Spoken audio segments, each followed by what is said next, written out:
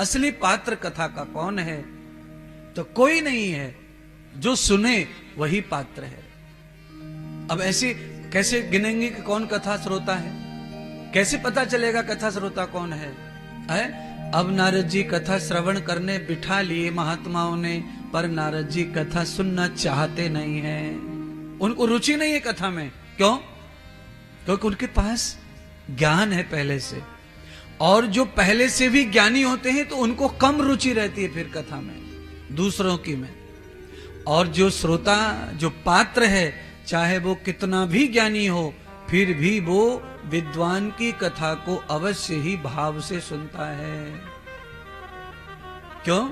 ज्ञान कितना भी हो कम ही पड़ता है, धन कितना भी हो कम ही पड़ता है, समय कितना भी हो कम ही पड़ता है, आयु कितनी भी हो कम पड़ती है, शक्ति कितनी भी हो कम पड़ती है। आज तक हमने इतने हिंद केसरी देख लिए, हमने कितनों को खुद ही पुरस्कार दिया है, जो हिंद केसरी हैं, जो राष्ट्र केसरी हैं, जिन्होंने पूरे राष्ट्र के पहलवान को पटक पटक मारा है। ऐसे पहलवान भी अगले अखाड़े में गए, हार गए, उनसे भी कोई सवा शेर निकले आया।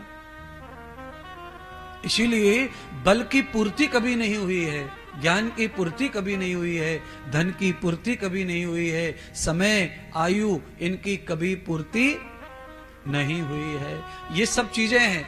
इसके साथ अंतर में चले जाओ तो जीवा, कान, आंख और मन, इनकी भी पूर्ति कभी नहीं हुई है। कितना भी अच्छा आंखों से देख लो, कितना भी अच्छा, जितना कभी देखा न हो वो रूप देख लो, फिर भी आंखें तृप्त नहीं होती।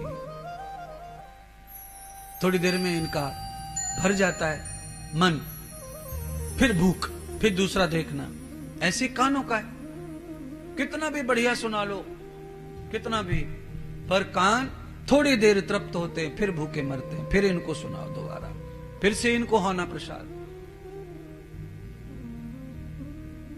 जीवा का भी वही हाल है, ये भी तृप्त नहीं हो सकती है। थोड़ी देर में तृप्त हो जाती है, ग्रहण नहीं करती रसगुल्ला, भर गया तो पेट। चाट को ग्रहण नहीं करती, 4-5 खट्टा मीठा खाती है, उसके बाद नाना बोलती है, पर 2 घंटे बाद फिर लाओ, दोबारा लाओ।